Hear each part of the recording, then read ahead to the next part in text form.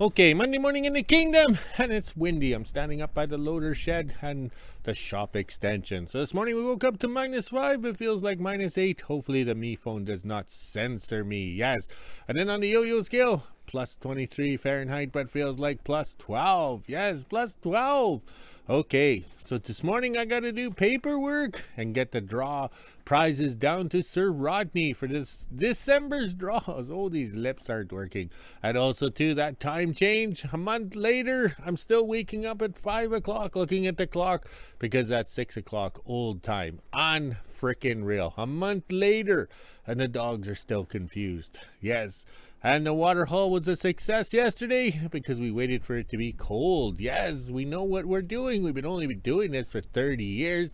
And same as putting the tire chains on the truck to come up the back driveway. Because we know we're going to spin out and get stuck. We've been there, done it before. All right. So that's the list there. Today we'll be working in the shop after I do my paperwork, and then we got to cut some firewood and then back in the shop to get that 46 Chevy done. Yes, we got to get it done so we can drive around and wave at the ladies. Yes. All right, let's do a quick scroll this way to show the wood stove smoke. Yes, for this Swedish kid. It's around here somewhere. Got the hoe shack going. We have the loader shed going. Yes. I mean, the shop going. The loader shed gets heat from the hoe shack. Oh my, I'm so confused. Yes, at my age, it's easy. All right, there we go. That wind is cold, so let's quickly walk the dogs, and then we're in where it's warm. Yes, wind where it's warm. All right, I better go. Here comes the boss, even on a Monday. Monday morning in WHO-ville is just after 9 a.m. and as you can see there is no sunrise. It's actually pretty cloudy out here right now. It would be nice out if it wasn't for that wind. That little bit of wind makes it extra chilly. Now let's head inside, let the dogs out and make breakfast. Then at 1 p.m. I'll head over to the kingdom and see what we're doing this afternoon. 12 p.m. and I'm just getting ready to make lunch. Today I'll be having good old craft dinner. Hopefully this box is not mushy. 1 out of 10 boxes always is. The sauce packet in there either isn't good or the noodles themselves don't cook properly. Now let's head inside and let the dogs out and make lunch. I also got the quad and the trailer out because we have a bunch of snow coming and I don't want the trailer to be stuck in WHO-ville. Rather take it to the kingdom since I'm not using it anyways. Almost 1 p.m. and I'm just finishing up lunch and fed the dogs. Now I'll head over to the kingdom and see what my dad's up to this afternoon and fill all the bins and tubs with firewood. We do have some cold weather coming, so we have to stock up on wood. Made it to the kingdom. Now I'll head down to the shop and see what my dad's up to, then go over to the wood pile and fill up the quad trailer. I'm just going to fill it up and then dump him into the shop in the hoe shack. Since my dad didn't use that much firewood yesterday, we just want to keep everything topped up. I won't put the quad trailer away. I'm just going to chain it to the ash bin because tomorrow or the next day I'll need it again. Down at the wood pile now, and I will quickly fill up the quad trailer. I'm going to try and get some of the smaller stuff into the quad trailer, and then once I'm done with that, I'll bring the mini down. There is a bunch of good core boxes and firewood in here, so I'll pull that out for tomorrow when I bring the trailer down again. I will also grab some stuff from the other side. Didn't take me very long. I was able to get the quad trailer filled, and I'll head up to the shop in the hoe shack and put this in both of them, and then get the mini out and come back down. Made it back up to the kingdom and put the wood away. In the front there's the dry stuff, then this is the wet stuff. Now I'll get the mini out and head back down and fluff up the wood pile. I might do one more load of firewood once I'm done. Down at the wood pile with the mini, looks like I don't have to do another load with the quad trailer, so once I go back up I'll just chain it up so I can come down tomorrow and get a few more loads. My dad will have enough firewood cutting up the pallets and stuff for the hoe shack, so we should be good until tomorrow. Now I'm going to quickly fluff all this up, that way it's ready, and then over here I'm going to lift this little building up and try and get all these big boxes and the good wood that's in there for tomorrow. Hopefully I can get enough for a couple loads. Then I'll flip all this stuff back as well and kind of make a nice little layout for myself. Just after 2 p.m. and I was getting ready to head back up to the house and put the mini away, and it looks like I'm going to have to fill the quad trailer one more time, but that's okay. There is lots of firewood here. I was able to break up part of the old shed and move it out of the way and get that firewood. Now I'll move the mini so my dad can get in here and turn around. Didn't take me very long and I was able to fill the quad trailer. It's mostly long stuff, so some of this will go into the shop. Now let's head up to the hoe shack and put the short stuff in there and then the long stuff in the shop. 2:30 and I just got the quad trailer back up to the shop. We're not going to unload it, we're just going to leave it in front of the shop here since it's all long stuff. Now I'll head over to the big tire wagon and fill the tubs. 2:30 and I just got both of the pails filled. Now I'm officially done in the kingdom, so I'll head back into WHO-ville and check the mail. If there's anything in the mail, I'll return to the kingdom and show you guys. If not, I'll end my day at 5 p.m. Okay, coffee time in the kingdom. I was busy this morning, and then right after lunch I was cutting that big timbers, yes, and splitting them apart. Yes, got to do it when it's cold, and we got the wood stove bringing the heat up in the shop. And I went on a quest looking for things. Yes, we're going to upgrade the oil line on the truck to semi-truck line. Yes, the airlines, so that way that black, or the, no, clear plastic hose doesn't break, because they're breaking on us after 30 years or 20 years. So we got that. We went and found some more pieces and parts, and the staff was supposed to help me with the colors on the wiring here, on the turn signal here. Oh my, looks like I'm on my own for that one. I'll have to figure it out or get it laid out and she can tell me tomorrow. So we're gonna get back on the truck here. We got lots done this morning. Oh, another thing I forgot. Look at this. Seems how the power source is going outside for cold weather testing. I made sure to cover the heater exhaust. Yes. That way the snow isn't blowing in there, because if that thing was that sensitive on restriction with a little bit of snow inside, it might really not like that with the sensors. And then I made a little note here showing if you go to try and start the heater, the thingy's on. Yes, but I think the heat that comes out of this end here, even if that little plastic cap was left on, I think it would melt right away. All right, let's go see what we're doing at the front of the shop. Yes, we'll be short video today for sure, unless I get my ass in gear. But we had to get the door prize, or the prizes, draw prizes ready for Sir Rodney, and the staff will mail in the morning.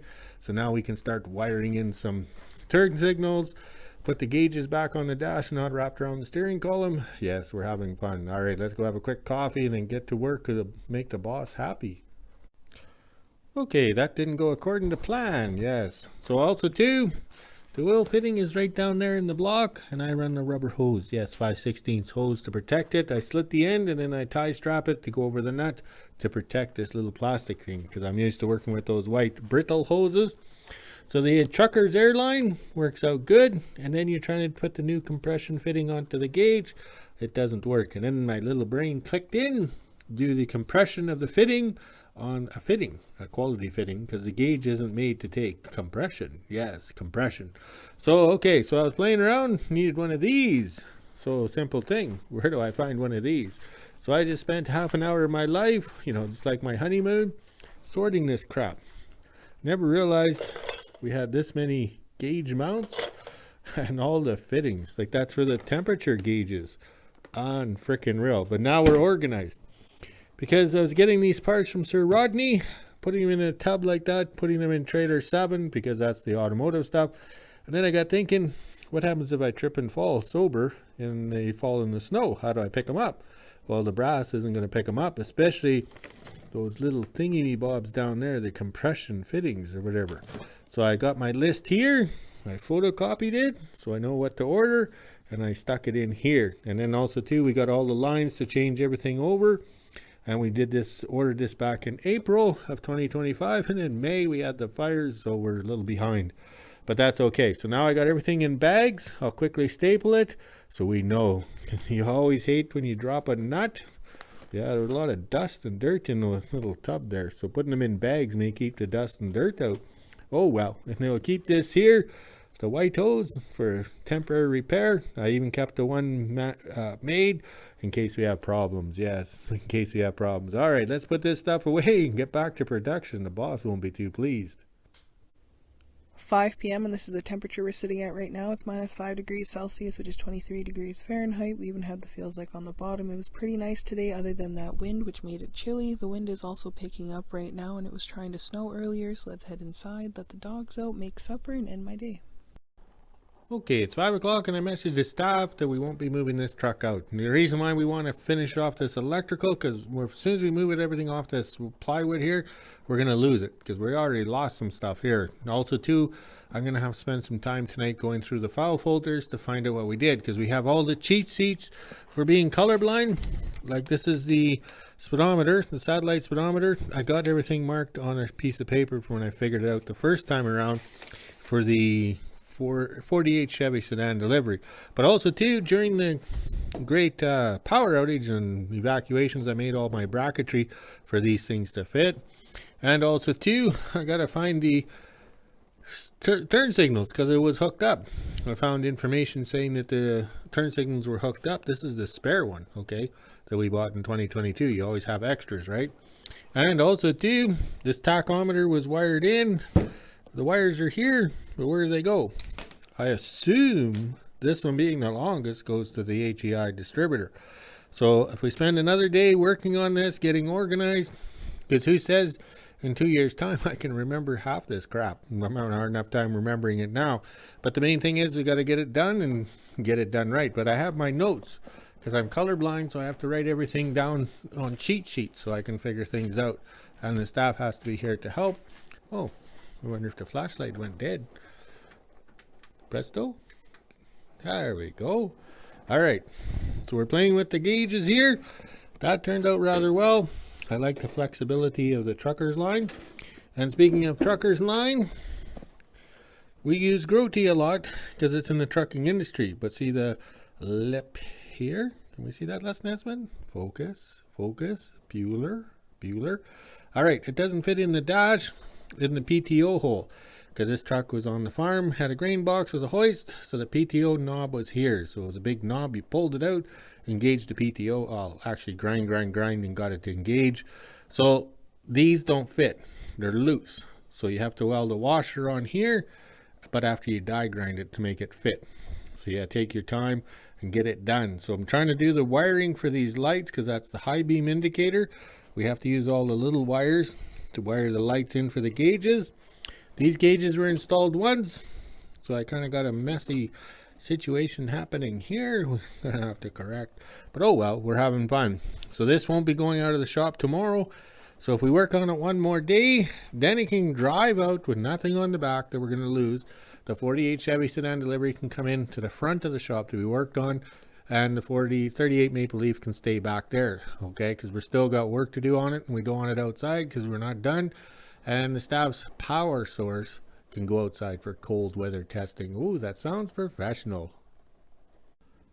Okay, look at that. We had to put up the plywood protective shield to keep the grinding dust off the electrical stuff. Yes, the boss wouldn't be too happy if we filled the electrical trays full of grinding dust. Yeah, just like everything else. All right, so safety first. And then over here, I got the GPS speedometer hooked up. Can we see that, Les Nesman? All right. So we got some wires here for it. All right. And look at all this. I'm screwed. I'm colorblind. So that's like handing me a Rubik's Cube and telling me to solve the puzzle. So tomorrow's going to be a slow day. Staff's going to have to help me tell me the colors. Just like when she was in kindergarten and the teacher kept saying, quit saying the color of everything. And then a parent-teacher interview when you get to sit on the little stool and you talk to this lady that couldn't get a job anywhere else and ended up in WHO-ville. And she says, your daughter goes around saying the colors of everything. And I says, well, I'm colorblind and I'm a single parent and I've raised her. So she tells me the colors. Yeah, that's why we had kids. Yeah. So we got this here done. We got that in there so we can see it. This here is up high, so it's not down here because it's going to affect your view of the gauges, plus getting in and out. And also too, that's where it was when it did have a turn signal. And also too, these gauges, we flatten them out. This is a thick mounting bracket Sir Rodney got us, about 10 of them back in 2022. And we flatten them out and put the screws this way. There's the gauge, there's the hole. How do you get it straight? You don't. It's a nightmare. So we make it so you can take it off. Also too, we have to run the satellite speedometer because this speedometer is kind of missing the thingy bob. But also too, we have a 2-speed rear end right here. Yes. So when you shift the lever, guess what happens to your speedometer? It goes all wonky because there was a cable that ran along this here rod or whatever incorporated with that rod, or over here with the lever, and there was a little box on the speedometer cable, and it flicked the little box. There was a lever, so it gave you the different gear ratios, so different speedometer readings. But the satellite speedometer, suggested by Kingdom followers, YouTube subscribers, was the cat's meow, because it doesn't matter where you are in the world, as long as little beacon thing can see your satellite. All you do is set it up on the dash right there. We'll glue it on or duct tape it, and we have speedometer, so that way it passes the road safety. Yes. All right, so that's looking good. Okay, we've had that satellite speedometer. That's the ones we're buying. We're off of Amazon. We've had it in since 2022 in the 48 sedan delivery and the 67 film trucks. So we're very pleased. We keep buying the same product as long as it works. That way it's all interchangeable. And it's not the easiest thing to mount because there's like not much space for this lip. If this lip was a little wider, us, how would you say, backyard or butcher torch precision cutters could make it work better. All right, so we're getting going here. Probably going to quit early tonight and go have to look for, how would you say, the wiring diagrams, the cheat sheets for all this. But the thing is, we're having fun. When it's done, it's done. It doesn't have to come back in the shop anymore. Yes, it'll be done. I'm very pleased, very pleased. So let's stock up the stoves and then go see what the flags are up to. Okay, we're done for the day. We've had enough. Oh yeah, I'm going to play with colored wires. That's going to screw me up. Stocked up the stoves. A little windy out here. And hopefully maybe this week we'll get Useless 2 mounted up there. Yes, so we can have some drama as it discharges the batteries. Alright, let's check on the flags. There's a slight breeze. Oh yes, they're all a tangled mess, but at least they're safe. Alright, let's go walk the dogs and make some Kool-Aid and make a video. Talk to you later.